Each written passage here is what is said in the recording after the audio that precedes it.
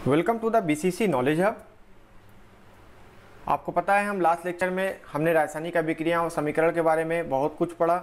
Chemical reactions क्या होती हैं, इनके टाइप्स क्या होते हैं, इनको कैसे लिखते हैं, इनको कैसे बैलेंस करते हैं और इनके क्या क्या फ़ायदे हैं, और बहुत सारे एग्जाम्पल्स आपने पढ़ा जो कि आप अपने डेली लाइफ में भी इसको एक्सपीरियंस कर रहे होंगे। और उम्मीद है कि आपने मेरे सारे इस चैप्टर के जो भी लेक्चर्स हैं, जो भी पार्ट है, आपने इसको अच्छे से पढ़ा होगा। तो अभी हम आते हैं अपने नेक्स्ट और लास्ट पॉइंट पे, जो कि है हमारा एक्सरसाइज पोर्शन। इस एक्सरसाइज पोर्शन में हम देखेंगे कि कौन कौन से क्वेश्चंस हैं, हम क्या समझ पाए इस लेसन को पढ़ने के बाद। और जब तक आप पूरे लेसन को पढ़ नहीं लेंगे, अच्छे से समझ नहीं लेंगे, तब तक वो आपको एक्सरसाइज पोर्शन में आसानी नहीं होगी। देखते हैं, प्रश्न से स्टार्ट करते हैं। सबसे पहला प्रश्न क्या लिखा हुआ है, जब लोहे की कील को कॉपर सल्फेट के विलयन में डुबोया जाता है तो विलयन का रंग क्यों बदल जाता है। देखिए, ये चीज़ आप जो है लेक्चर्स में लास्ट पार्ट में आप पढ़ चुके हैं कि जो लोहे की कील है वो क्या होता है, Fe मतलब आयरन होता है। वो कह रहे हैं कि किसके विलयन में डुबाना है, कॉपर सल्फेट के, यानी CuSO4। तो इसका कलर क्यों चेंज हो जाता है, तो आपको अच्छी तरीके से पता है कि FeSO4 बन जाता है, ठीक है, फेरस सल्फेट और कॉपर जो है वो सेपरेट हो जाता है, इसीलिए इस विलयन का कलर जो है वो चेंज हो जाता है। ठीक है, ये आसान था। नेक्स्ट देखते हैं कि क्रियाकलाप 1.10 से भिन्न द्विविस्थापन अभिक्रिया का एक उदाहरण लिखिए। तो हमको यहाँ पे एक द्विविस्थापन अभिक्रिया का एक एग्जाम्पल लिखना है। तो ये काफ़ी आसान है, आप अपने चैप्टर को देखेंगे लास्ट, तो उसमें भी कहीं ना कहीं आपको एग्जाम्पल मिल जाएगा। फिर भी मैं आपको क्या बता रहा हूँ, MnO2 + 4HCl रिजल्ट होता है MnCl2 + 2H2O, और क्या बनता है साथ में Cl2। तो यहाँ पे आप देखेंगे द्विविस्थापन अभिक्रिया आपको याद आ गया होगा कि क्या होता है। ठीक है, जैसे कि हमने अगर लिख दिया AB + CD, तो रिजल्ट क्या होता है AC + BD, मतलब A चला जाएगा C के साथ और B चला जाएगा D के साथ। तो ये होगा द्विविस्थापन अभिक्रिया। यहाँ पे आपको दिख रहा है कि सॉरी ये Mn है, ठीक है, MnO2 जो है ये मैग्नीज चला गया क्या, क्लोरीन के साथ, मैग्नीज चला गया क्लोरीन के साथ, और ऑक्सीजन चला गया हाइड्रोजन के साथ, जिसने 2H2 बनाया। क्लोरीन एक एक्स्ट्रा था, वो अलग से भी आपको यहाँ पे दिखाई दे रहा होगा। ठीक है, तो इस तरह से जो है वो द्विविस्थापन क्रिया आपका एक एग्जाम्पल जो है वो हो जाता है। ये भी आपके लेसन से ही मैंने एक एग्जाम्पल उठाया है। नेक्स्ट देखते हैं कि निम्न अभिक्रियाओं में आप उपचयित तथा अपचयित पदार्थों की पहचान कीजिए। तो ये भी बहुत सिंपल है। क्या दिया हुआ है, पहला 4Na दिया हुआ है, सोडियम है, ठीक है, और ये ऑक्सीजन के साथ रिएक्शन कर रहा है और क्या बना रहा है 2Na2O। तो सिंपल है, देखिए सोडियम जो है ऑक्सीजन के साथ जा रहा है और ऑक्सीजन इसके साथ रिएक्ट करके क्या बना रही है, ऑक्साइड बना रही है इसका। तो बेसिकली हमने क्या पढ़ा है, उपचयित और अपचयित में, अपचयित मतलब रेड्यूस होना और उपचयित मतलब ऑक्सीडाइज होना। तो यहाँ पे क्या हो रहा है, ऑक्सीडेशन की प्रोसेस हो रही है। ठीक है, आपको मैंने बताया था कि जब भी ऑक्सीजन जो है वो लग जाएगा, जुड़ जाएगा, या हाइड्रोजन निकल जाएगी किसी भी यौगिक से, यानी किसी भी कंपाउंड से, तो ये क्या हो गया हमारा ऑक्सीडेशन हो गया। और कभी भी क्या है कि हाइड्रोजन अटैच हो जाएगा या ऑक्सीजन निकल जाएगा, तो क्या हो गया, ये रिडक्शन हो गया। तो यहाँ पे सोडियम के साथ क्या है, ऑक्सीजन जुड़ रहा है, तो ये क्या हो रहा है, इसका ऑक्सीडेशन हो रहा है। नेक्स्ट एग्जाम्पल हमारा देखिए, वहाँ पे है CuO + H2 कॉपर + H2O। अब आप यहाँ पे समझ गए होंगे, Cu के साथ ऑक्सीजन क्या है, निकल रही है और इसके साथ अटैच हो रही है हाइड्रोजन के साथ। तो कॉपर का क्या हुआ, यहाँ पे कॉपर का क्या हुआ, चूंकि ऑक्सीजन निकल गई तो क्या हो गया, रिडक्शन हो गया। क्या हो गया, रिडक्शन, यानी अपचयित हो गई। और हाइड्रोजन के साथ ऑक्सीजन लग गई तो इसका क्या हो गया, ऑक्सीडेशन हो गया, मतलब कि उपचयित हो गई। ठीक है, क्लियर है। अभी देखिए नेक्स्ट क्या है, आपने क्या सीखा। तो एक पूर्ण रासायनिक समीकरण अभिकारक उत्पाद एवं प्रतीकात्मक रूप से उनकी भौतिक अवस्था को प्रदर्शित करता है। सही बात है, रासायनिक समीकरण को संतुलित किया जाता है जिससे समीकरण में अभिकारक तथा उत्पाद दोनों ही और रासायनिक अभिक्रिया में भाग लेने वाले प्रत्येक परमाणु की संख्या समान हो। समीकरण का संतुलित होना आवश्यक है, ये भी हमने जाना, और कैसे बैलेंस करते हैं ये भी हमने देखा। नेक्स्ट है कि संयोजन अभिक्रिया में 2 या 2 से अधिक पदार्थ मिलकर एक नया पदार्थ बनाते हैं।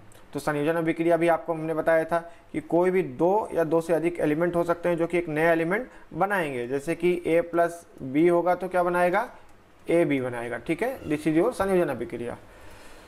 नेक्स्ट देखते हैं वियोजन अभिक्रिया संयोजन अभिक्रिया के विपरीत होती है। ऑब्वियसली वियोजन अभिक्रिया में एकल पदार्थ वियोजित होकर दो या दो से अधिक पदार्थ बनाते हैं, तो ये भी सही बात थी। कोई भी एक पदार्थ है अगर A है तो हमेशा ये क्या बनाएगा, A प्लस बी बनाएगा। ठीक है, तो ये यहाँ पे क्या हो गया, वियोजन हो गया इसका। ठीक है, सॉरी ए बी है तो ये A प्लस बी बनाएगा, तो यहाँ पे क्या हो गया, इसका वियोजन हो गया, तो ये कंबाइन नहीं हो रहा है। ठीक है, ये डिसोसिएट हो रहा है। फिर नेक्स्ट है जिन अभिक्रियाओं में उत्पाद के साथ ऊष्मा का भी उत्सर्जन होता है उसमें उसे ऊष्माक्षेपी अभिक्रिया कहते हैं। हमने आपको पहले बताया कि अगर हीट रिलीज हो रही है तो ऊष्माक्षेपी और हीट एब्जॉर्ब हो रही है तो ऊष्माशोषी अभिक्रिया होती है। नेक्स्ट भी यही है, ऊष्माशोषी अभिक्रिया किसे कहते हैं। उसके बाद है जब कोई एक तत्व दूसरे तत्व को उसके यौगिक से विस्थापित कर देता है तो विस्थापन अभिक्रिया कहते हैं। ये भी करेक्ट है। विस्थापन अभिक्रिया हमने देखा कि किस प्रकार से होता है और अभी अभ्यास में भी आगे हम एग्जाम्पल्स देखेंगे। उसी प्रकार से द्विविस्थापन अभिक्रिया सेम है, बट यहाँ पे दो एलिमेंट्स का विस्थापन होता है यहाँ पे। फिर अवक्षेपण अभिक्रिया से अविलेय लवण प्राप्त होता है।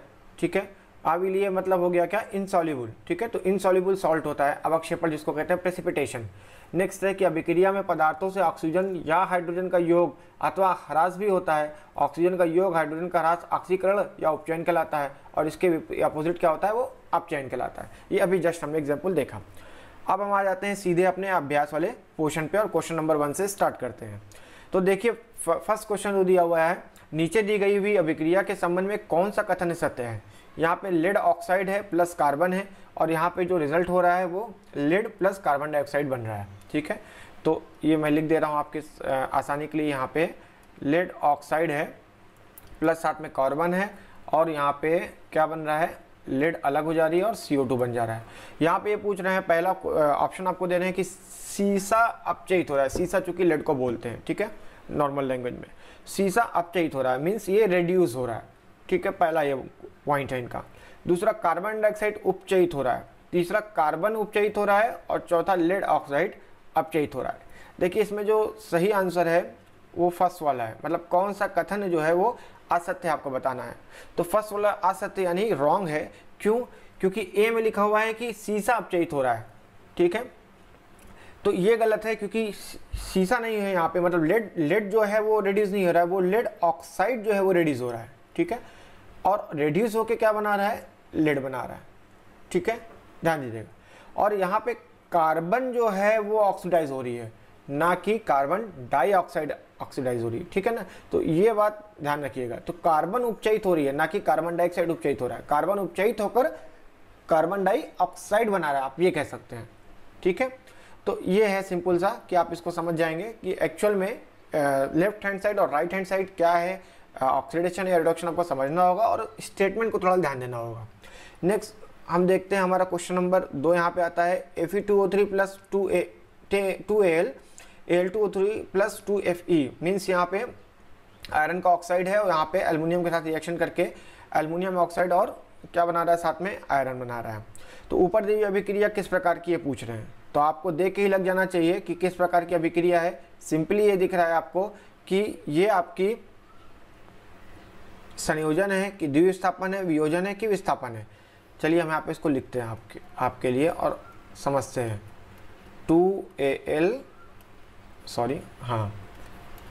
Al2O3 प्लस 3Fe, आयरन यहाँ से निकला, ठीक है, और वो अलग हो गया, बट एल्युमिनियम के साथ O3 चला गया, इसकी रिएक्शन हो गई। मतलब एल्युमिनियम ने क्या किया, आयरन को हटाकर ऑक्सीजन के साथ रिएक्शन कर ली। तो ये तो हो गया क्या, डिस्प्लेसमेंट रिएक्शन। ये तो कंफर्म हो गया आपको कि ये कैसी रिएक्शन है, ये डिस्प्लेसमेंट रिएक्शन है। बट क्या है, कौन सी रिएक्शन है, सिंगल डिस्प्लेसमेंट रिएक्शन है। ध्यान दीजिएगा, सिंगल डिस्प्लेसमेंट रिएक्शन यानी विस्थापन अभिक्रिया। तो डी वाला हमारा आंसर सही हो गया। नेक्स्ट चलिए, थर्ड नंबर का क्वेश्चन कह रहा है कि लौह चूर्ण पर तनु हाइड्रोक्लोरिक अम्ल डालने से क्या होता है, सही उत्तर पर निशान लगाइए। मीन्स आपके पास आयरन का चूर्ण है, पाउडर है, और उस पर आप क्या कर रहे हैं, कंसंट्रेट जो है वो डाल रहे हैं, HCl डाल रहे हैं। तो उस पर क्या रिएक्शन होगी ये आपसे पूछा जा रहा है। तो एक्चुअली यहाँ पे कौन सा आंसर सही है, पहला वाला हमारा आंसर सही है। हाइड्रोजन गैस एवं आयरन क्लोराइड का निर्माण होता है। किसका निर्माण होगा, हाइड्रोजन गैस और आयरन क्लोराइड का निर्माण होता है। ठीक है, तो चलिए देखते हैं यहाँ पे रिएक्शन किस प्रकार से होगी। यहाँ पे आपका आयरन होगा, ठीक है, आयरन रिएक्शन करेगा किससे, HCl से, और रिएक्शन के बाद क्या बनाएगा, FeCl3 प्लस हाइड्रोजन गैस। ठीक है, ये आपकी रिएक्शन कंप्लीट हो जाती है। नेक्स्ट हम देखते हैं हमारा क्वेश्चन नंबर 4 क्या बोल रहा है, संतुलित रासायनिक समीकरण क्या है, रासायनिक समीकरण को संतुलित करना क्यों आवश्यक है। तो हमने आपको बताया था कि कोई भी रासायनिक समीकरण तब संतुलित होगा जब उसका लेफ्ट हैंड साइड, ठीक है, और राइट हैंड साइड, ठीक है, दोनों ही पोर्शन क्या होगा, वो बैलेंस होगा। मतलब मीन्स यहाँ पे जितने भी एटम्स हैं और यहाँ पे जितने भी एटम्स हैं वो दोनों क्या होंगे, बराबर होंगे। क्योंकि मैंने आपको बताया था कि according to conservation law of conservation of energy के हिसाब से कि क्या होता है कि कभी भी एटम्स ना तो कहीं बाहर से इन्वॉल्व होते हैं किसी रिएक्शन में, ना तो ही उस रिएक्शन से कहीं बाहर जाते हैं। तो जो भी आपने रिएक्टेंट्स लिए, जो भी आपका प्रोडक्ट्स आया, यानी आपने जो अभिकारक लिए, आपको जो उत्पाद आया, ये दोनों में ही एटम्स को जब आप कंपेयर करेंगे तो ये दोनों हमेशा ही बराबर होने चाहिए। और अगर हम रिएक्शन को बैलेंस नहीं करेंगे तो हम प्रॉपर तरीके से ना तो उसको समझ ही पाएंगे, ना दूसरे रिएक्शन से हम कंपेयर कर पाएंगे। ठीक है, तो लॉजिकली क्या है, वो रिएक्शन बैलेंस होनी चाहिए। ये हो गया।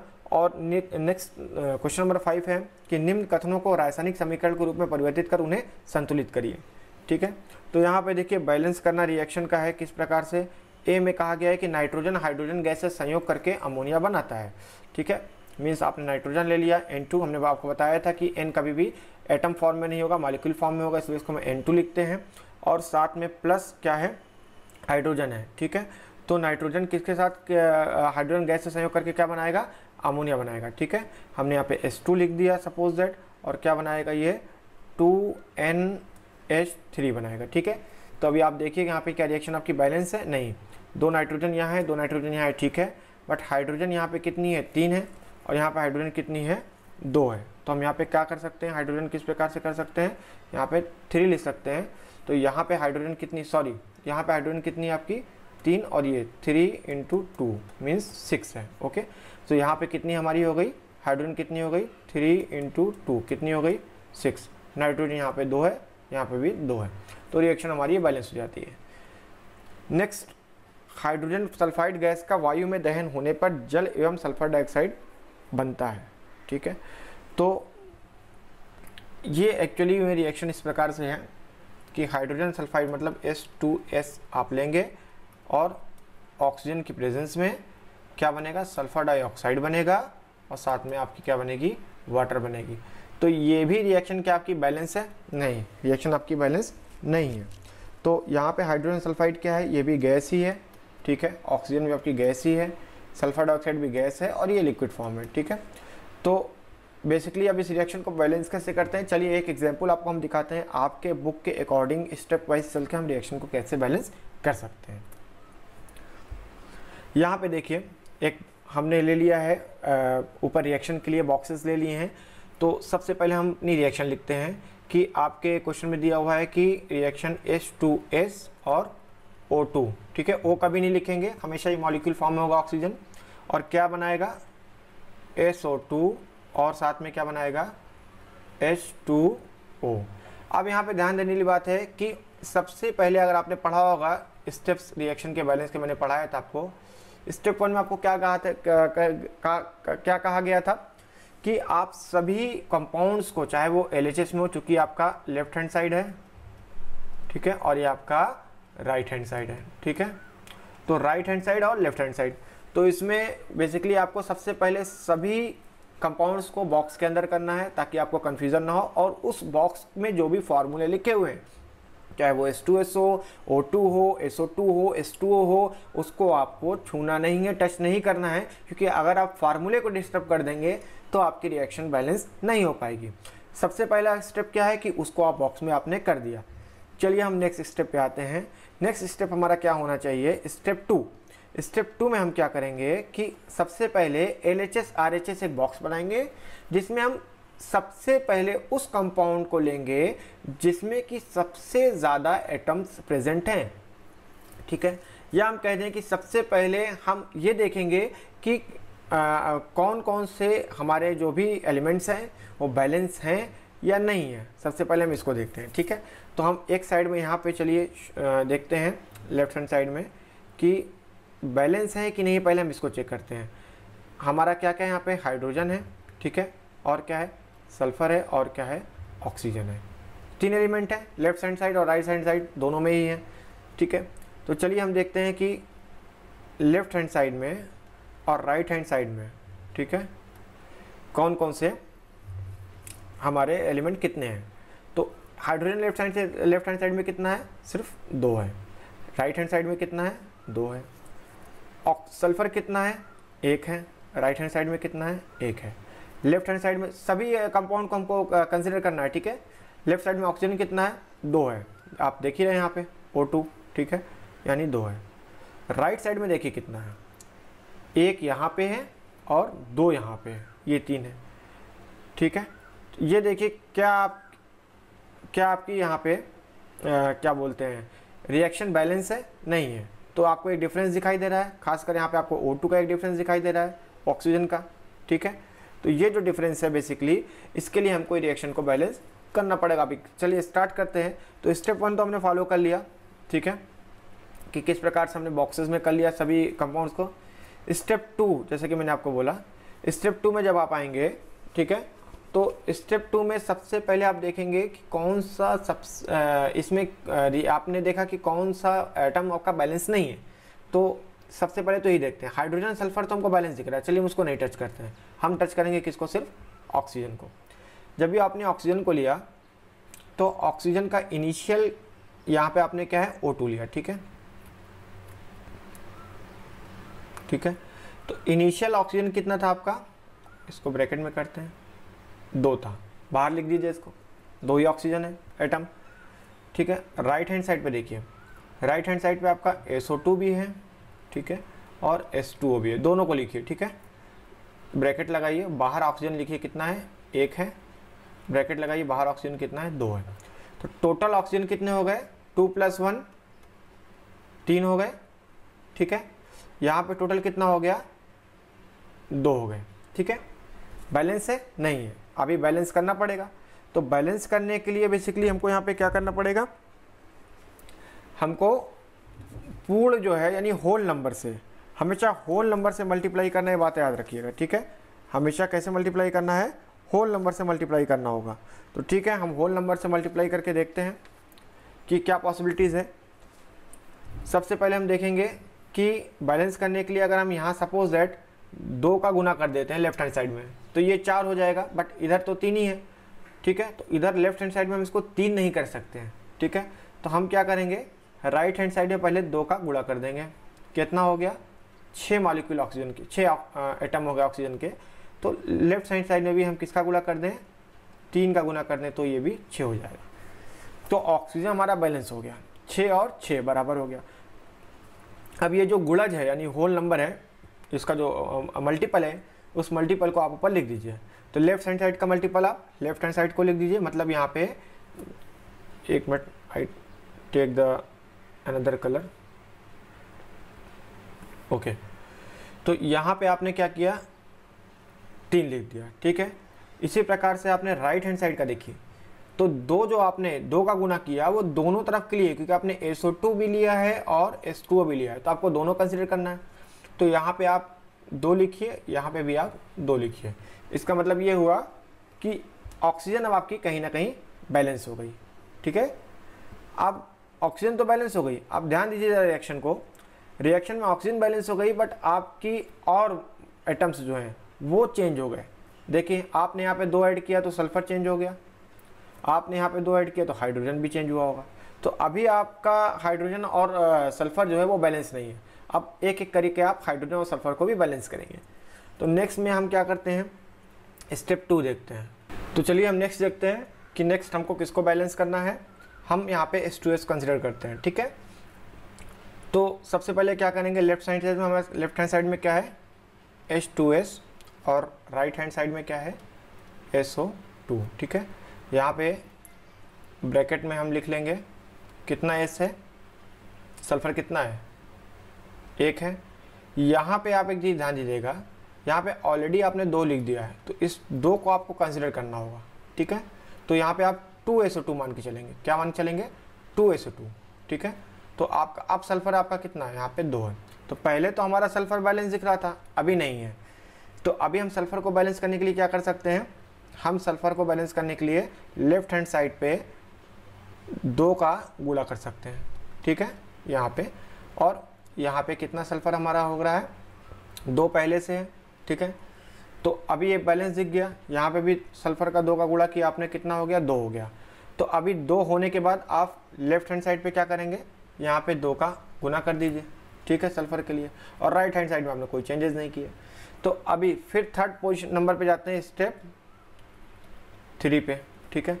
स्टेप 3 पे हम गए, देखा हमने क्या कि अब हमारे पास बचा है हाइड्रोजन, ठीक है।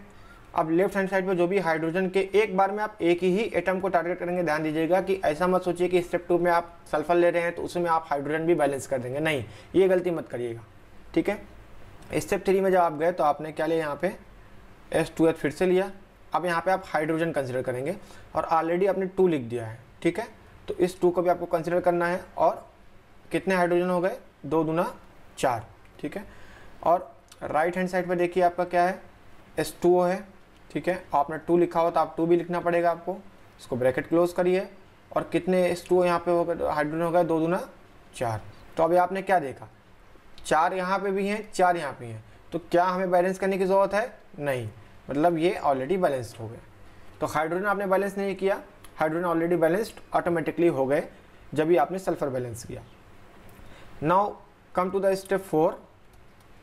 यहाँ पे आप क्या करेंगे कि पूरी रिएक्शन लिख देंगे, 2H2S प्लस 3O2 क्या बन गया, 2SO2 प्लस 2H2O।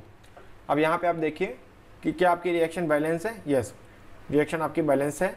आप मिला लीजिए चाहे, यहाँ पे आपके 4 हाइड्रोजन है, यहाँ पे भी आपके 4 हाइड्रोजन है, ठीक है। सल्फर आपके 2 है, यहाँ पे भी आपके सल्फर 2 है, ऑक्सीजन 6 है और यहाँ पे ऑक्सीजन 6 है। तो ये हमारी रिएक्शन बैलेंस हो गई। अब हम आते हैं नेक्स्ट स्टेप पे, ठीक है, स्टेप 5 पे, ठीक है। अगर और भी केमिकल्स है तो आपके स्टेप्स इंक्रीज हो जाते हैं अकॉर्डिंगली। या हम 5 स्टेप्स कर लें या तो हम कहते हैं कि लास्ट स्टेप हमारा क्या है, ठीक है। तो लास्ट स्टेप हमारा क्या होगा कि यहाँ पे कौन किस फिजिकल स्टेट में यानी भौतिक अवस्था में वो उसको भी हमें लिखना पड़ेगा। तो H2S हमारा हमने पहले बताया गैस है, ऑक्सीजन गैस है आपको पता है, साथ साथ SO2 क्या है वो भी गैस है, और उसके बाद आपका H2O क्या है, लिक्विड होता है, ठीक है। तो इस प्रकार से ही हमारा कंप्लीट रिएक्शन वो बैलेंस हो जाती है, ठीक है। इसको आप अपने से भी प्रैक्टिस करेंगे तो आपको चीज़ें और क्लियर हो जाएंगी। नेक्स्ट हम देखते हैं, हमारा क्वेश्चन पे फिर से आते हैं कि नेक्स्ट हमारा क्वेश्चन कौन सा है, ओके, ठीक है। तो यहाँ पे हमने हाइड्रोजन सल्फाइड का एग्जाम्पल देख लिया। तो सी पे आते हैं कि एल्युमिनियम सल्फेट के साथ अभिक्रिया कर बेरियम क्लोराइड, अल्युमिनियम क्लोराइड एवं बेरियम सल्फेट का अवक्षेप बनाता है, ठीक है। तो ये एग्जाम्पल को हम देखते हैं, सी वाला किस प्रकार से हमको करना है। सी एग्जाम्पल देखते हैं। सी एग्जाम्पल में इजी है, एल्युमिनियम Al2SO4 है, ठीक है, 3 टाइम्स प्लस BaCl2 है, सॉरी BaCl2 है, ठीक है। और क्या बना रहा है, AlCl3 प्लस BaSO4, ठीक है। अब आपको मैं बार बार स्टेप वाइज नहीं समझाने वाला हूँ, आप खुद से भी समझ सकते हैं उसको। तो यहाँ पे आपको बैलेंस करना है। आप देख लीजिए कि लेफ्ट हैंड साइड और राइट हैंड साइड को कंपेयर करिए, और जब कंपेयर करने का आपको समझ में आएगा कि यहाँ पे अगर आप 3BaCl2 लिखते हैं और राइट हैंड साइड में भी आप यहाँ पे 2LCl3 और यहाँ पे 3BaSO4 लिखते हैं तो आपकी रिएक्शन पूरी कंप्लीट बैलेंस हो जाती है। ये आपका जो है वो एक्वस फेज में है, ये भी आपका एक्वस फेज में, aqueous phase means it is soluble in water. और नेक्स्ट आपका ये भी एक्वस फेज में है, और ये आपका BaSO4 जो है वो सॉलिड फेज में, ठीक है। नेक्स्ट देखते हैं डी, पोटेशियम धातु तथा पोटेशियम धातु जल के साथ अभिक्रिया करके पोटेशियम हाइड्रोक्साइड एवं हाइड्रोजन गैस देती है, ठीक है। तो पोटेशियम यहाँ पे लिखिए आप, ठीक है, ये आपका सॉलिड फेज में होता है, प्लस H2O के साथ जब आप रिएक्शन कराएंगे तो क्या देखते हैं, आपका पोटेशियम हाइड्रोक्साइड बनता है, साथ में आपका क्या H2 गैस बनती है, ठीक है, ये भी गैस है, और हाइड्रोक्साइड आपका एक्वस फेज में होता है, ठीक है, थोड़ी हीट भी निकलती है साथ में, ठीक है। तो यहाँ पे बेसिकली अगर आप बैलेंस करना है आपको, तो पोटेशियम यहाँ पे 2 के लीजिए और यहाँ पे 2H2O लिखिए, तो आपकी पूरी रिएक्शन जो है वो बैलेंस हो जाएगी। यहाँ पे भी आपको 2KOH लिखना पड़ेगा, तो आपकी पूरी रिएक्शन बैलेंस हो जाती है। नेक्स्ट हम देखते हैं क्वेश्चन नंबर 6 पे आते हैं। क्वेश्चन नंबर 6 आपका क्या कह रहा है कि HNO3 और निम्न रासायनिक समीकरण को आपको संतुलित करना है, जिसमें कि पहला है वो HNO3 मीन्स नाइट्रिक एसिड और कैल्शियम हाइड्रोक्साइड का रिएक्शन करने के बाद इसको आपको बैलेंस करना है। आपको रिएक्शन यहाँ पे दिया गया है तो थोड़ा इजी हो जाता है आपके लिए। देखते हैं किस प्रकार से करना है। HNO3 लीजिए, ठीक है, साथ में आपका क्या है, कैल्शियम हाइड्रोक्साइड है, ओके। क्या बनेगा रिजल्टेंट, कैल्शियम नाइट्रेट आपका बन रहा है, और साथ में आपके वाटर है, सॉरी वाटर है, ओके। तो आपको उसको बैलेंस करना है, तो आप देखिए कहाँ पे रिएक्शन में कहाँ पे क्या बैलेंस नहीं है। कैल्शियम आपको दिख रहा है कि वो बैलेंस दिख रहा है ऑलरेडी, तो यहाँ पे आपको 2HNO3 लिखना होगा, ठीक है, और राइट हैंड साइड में आपको 2H2O यहाँ पे करना होगा, और आपकी रिएक्शन इस प्रकार से बैलेंस हो जाएगी। उसके बाद देखते हैं बी एग्जाम्पल क्या दिया हुआ है। सोडियम हाइड्रोक्साइड के साथ है, H2SO4 की रिएक्शन है, और रिजल्ट क्या बन रहा है हमारा, Na2SO4 प्लस H2O, ठीक है। इसको भी बैलेंस करने के लिए आपके पास सिंपल है, यहाँ पे 2NOH आप करिए, ठीक है, और राइट हैंड साइड पे आपको यहाँ पे 2H2O करना होगा, ठीक है। इस प्रकार से आपकी रिएक्शन बैलेंस हो जाएगी। तो ये सारा ही रिएक्शन जो भी बैलेंसिंग का दिया हुआ है ये काफ़ी इजी है, सिर्फ आपको स्टेप वाइज चलना है। मैंने चूँकि ऑलरेडी सॉल्व किया हुआ है और स्टेप वाइज ही सॉल्व किया हुआ है, और आप भी इस प्रकार से करेंगे तो आपको समझ में आ जाएगा। नेक्स्ट जो है वो आपका NaCl के साथ रिएक्शन है, सोडियम क्लोराइड के साथ रिएक्शन है, किसकी, सिल्वर नाइट्रेट की, ओके। और क्या बन रहा है, AgCl बन रहा है, प्लस सोडियम नाइट्रेट बन रहा है। मैंने यहाँ पे बहुत सी रिएक्शंस की फिजिकल स्टेट नहीं दिया हुआ है, आप लोग खुद कोशिश करिए कि उसकी फिजिकल स्टेट नेट वगैरह से देख के लिखने की, ठीक है।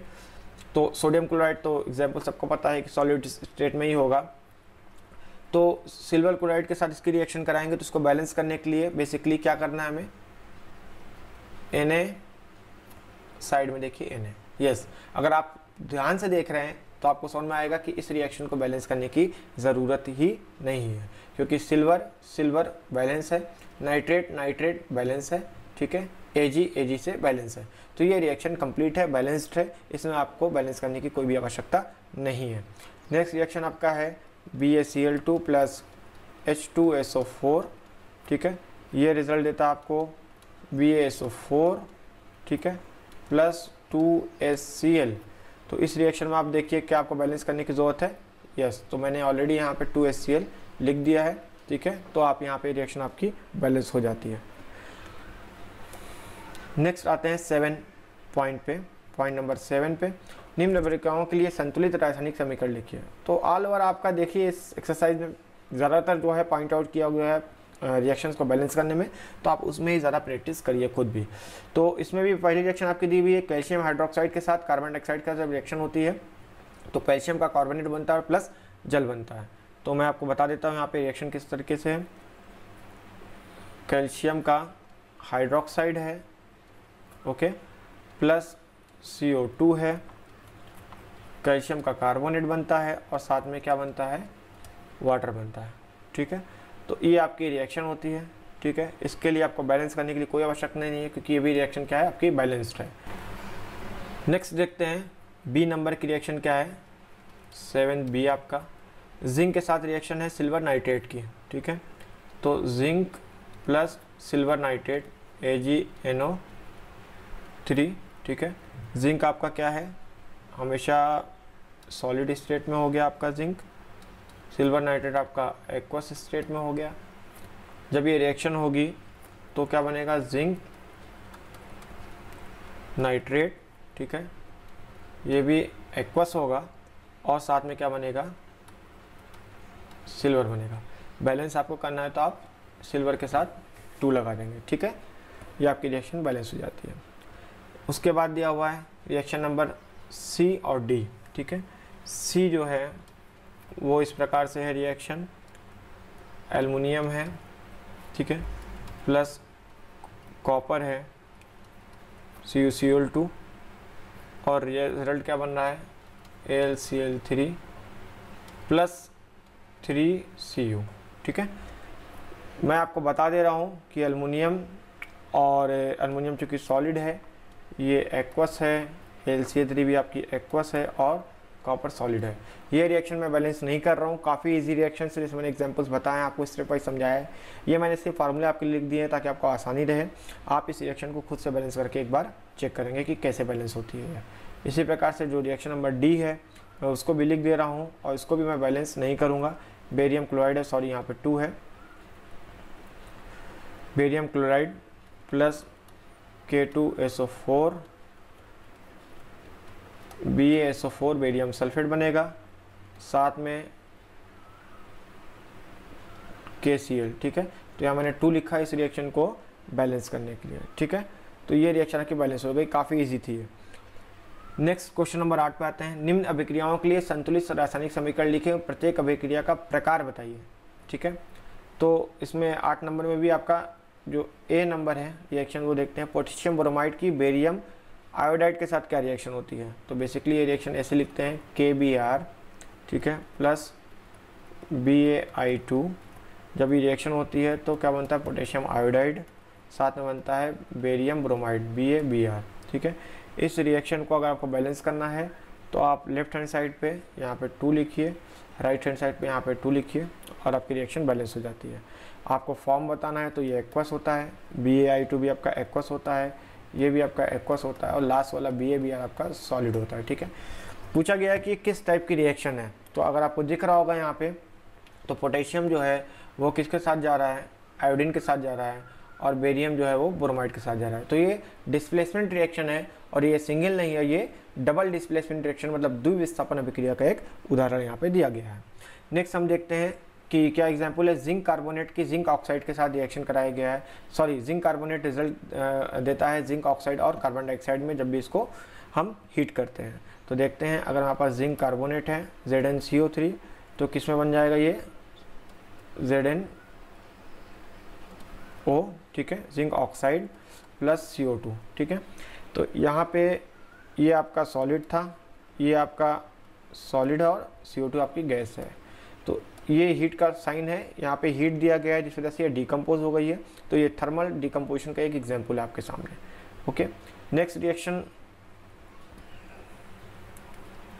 आपको दी गई है किसके साथ, हाइड्रोजन और क्लोरीन की। देखिए ये काफ़ी इजी सा एग्जाम्पल्स हैं। हाइड्रोजन की रिएक्शन जो है वो क्लोरीन के साथ कराने पे क्या होता है, वो 2HCl बनता है, ठीक है।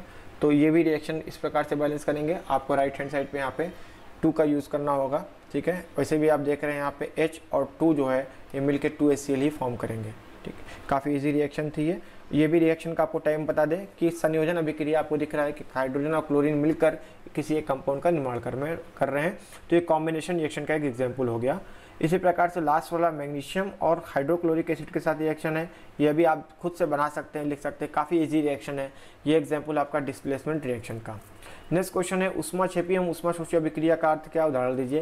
मैंने आपको बता दिया था कि जो भी रिएक्शंस में ऊष्मा यानी हीट ट्रांसफर बाहर रिलीज होती है उसको ऊष्मा क्षेपी कहते हैं और जो हीट एब्जॉर्ब करती है उसको ऊष्मा शोषी अभिक्रिया कहते हैं। एग्जाम्पल्स आपके बुक में दिए गए हैं, आप फिर से उसको पढ़ सकते हैं। क्वेश्चन नंबर 10 आपका दिया है, शोषण को ऊष्मा क्षेपी अभिक्रिया क्यों कहते हैं, वर्णन कीजिए।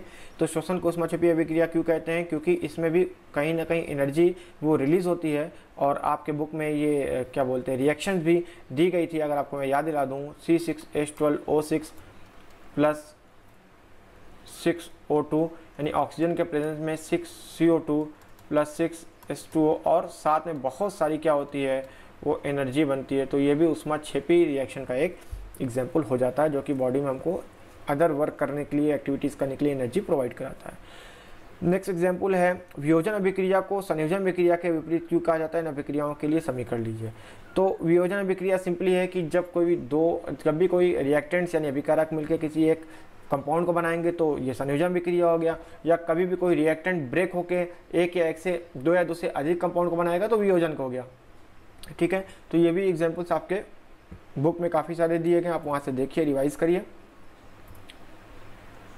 नेक्स्ट है कि उन वियोजन अभिक्रियाओं के एक एक समीकरण लिखिए जिनमें ऊष्मा, प्रकाश एवं विद्युत के रूप में ऊर्जा प्रदान होती है।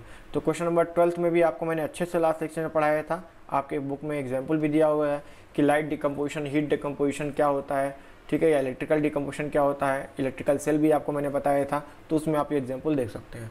नेक्स्ट है विस्थापन एवं द्विविस्थापन अभिक्रिया में क्या अंतर है, इन अभिक्रियाओं के समीकरण लिखिए। तो विस्थापन द्विविस्थापन भी हमने जस्ट अभी बात किया कि जब भी एक रिप्लेसमेंट होता है किसी एक एलिमेंट का तो उसको सिंगल डिस्प्लेसमेंट कहते हैं, या दो का हुआ, दो एलिमेंट का हुआ तो उसको डबल डिस्प्लेसमेंट यानी द्विविस्थापन अभिक्रिया बोलते हैं। नेक्स्ट 14 नंबर पे देखिए आपका एक क्वेश्चन है कि सिल्वर के शोधन में सिल्वर नाइट्रेट के विलयन से सिल्वर प्राप्त करने के लिए, जब भी आप क्या करते हैं शोधन में, मतलब कि जहाँ पे भी हम एक्सट्रैक्शन करते हैं सिल्वर का, अगर हमारे पास कोई खनिज है, कोई मिनरल है और उससे हमें सिल्वर को निकालना है, चांदी को निकालना है, तो या उसके प्योरीफिकेशन के लिए, तो उसके प्योरीफिकेशन के लिए हम क्या करते हैं, सिल्वर नाइट्रेट का यूज़ करते हैं। सिल्वर नाइट्रेट के विलयन में सिल्वर प्राप्त करने के लिए कॉपर धातु द्वारा विस्थापन किया जाता है। तो वो एक रिएक्शन होती है, वो रिएक्शन को यहाँ पे आपको देखना है तो आपको बता देता हूँ कि किस प्रकार से, आपको सिलेबस में तो नहीं दिया है। AgNO3 प्लस कॉपर का आपने यूज़ किया, कॉपर यहाँ पे सॉलिड होगा, ये आपका एक्वस फेज में है। तो ये रिएक्शन के बाद आपका कॉपर जो है वो नाइट्रेट के साथ कनेक्ट हो जाता है, ठीक है, रिएक्ट कर लेता है, और आपका सिल्वर जो है वो सेपरेट हो जाता है, ठीक है। और आप उसको बैलेंस करना चाहें तो यहाँ पे 2 लिख दीजिए, यहाँ पे 2 लिख दीजिए, तो आपकी रिएक्शन बैलेंस हो गई। तो हमें इस प्रकार से शुद्ध जो है वो सिल्वर, प्योर सिल्वर जो है वो प्राप्त हो जाती है। नेक्स्ट आपका क्वेश्चन है अवक्षेपण अभिक्रिया से आप क्या समझते हैं, यानी प्रेसिपिटेशन रिएक्शन से क्या समझते हैं, उदाहरण देकर समझाइए।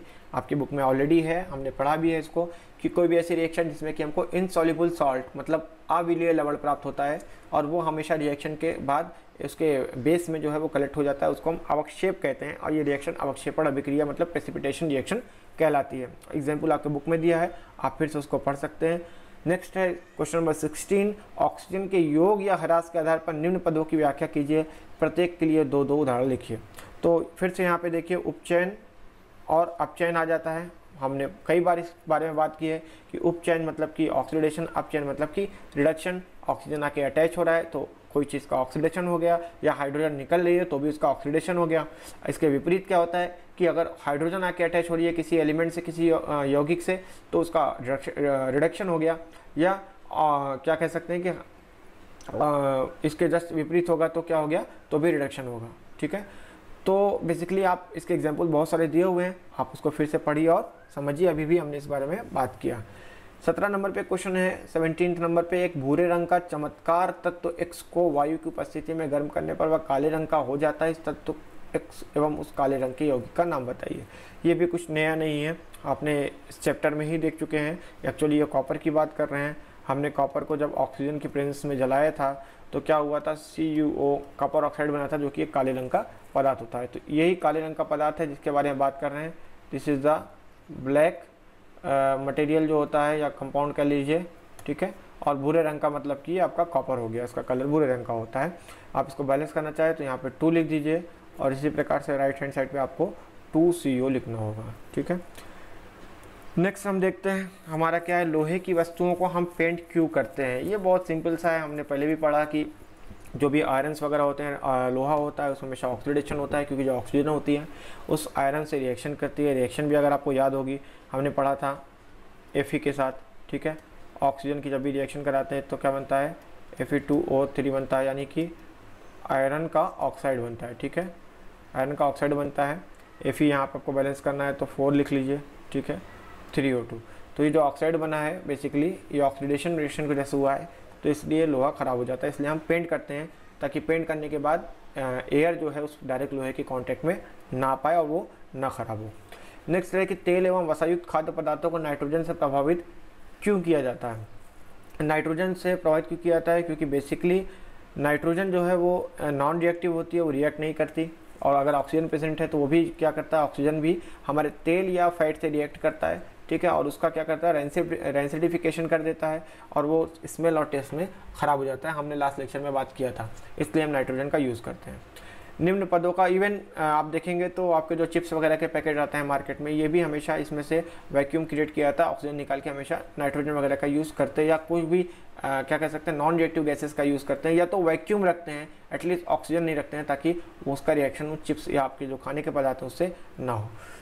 निम्न पदों का वर्णन कीजिए तथा प्रत्येक का एक एक उदाहरण दीजिए। ठीक है, तो संक्षारण है और कोरोजन है।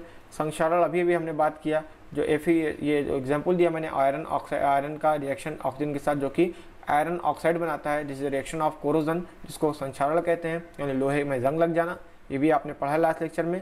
और विकृत गंधिता, जिसको हम रेंसिडिफिकेशन कहते हैं, जैसा कि क्वेश्चन नंबर 19 में बोल रहा है कि क्यों हम नाइट्रोजन का यूज़ करते हैं, तो ये भी आप जो है लास्ट लेक्चर मेरे एक्सप्लेनेशन समझ सकते हैं कैसे किया गया है। सबसे लास्ट में सामूहिक क्रियाकलाप है। इस क्रियाकलाप में बेसिकली ये प्रैक्टिकल वर्क है जो कि एग्जाम्स वगैरह में कराए जाते हैं या एग्जाम्स के पहले कराए जाते हैं कॉलेजेस में। तो इस प्रैक्टिकल वर्क को आप जब लैब में होंगे तभी आप समझ सकते हैं इसको एक्सपेरिमेंट के थ्रू। जो भी चीज़ें आपने पढ़ी एक्चुअली इसका एक एसिमिलेशन है, आपको एग्जाम्पल दिया जाएगा और उसको आप उस वक्त पढ़ के समझ सकते हैं। तो यहाँ पे हमारा ये चैप्टर ख़त्म होता है और मैंने आपको एक्सरसाइज क्वेश्चन भी करा दिया है। कुछ चीज़ें मैंने एक्सरसाइज में छोड़ी हैं वो आपके लिए, उसको आप खुद से ट्राई करिए, नेट की सहायता से देखिए। आप खुद जब प्रैक्टिस करेंगे तो आपको वो चीज़ें क्लियर होगी और ये चैप्टर को बार बार आप पढ़ेंगे तो आपको और अच्छे से समझ में आएगा। हम नेक्स्ट लेक्शन जल्दी स्टार्ट करेंगे नेक्स्ट वीक में और उसके लिए इंतज़ार करिएगा और तब तक इस चैप्टर को अच्छे से पढ़ लीजिए। Goodbye, take care.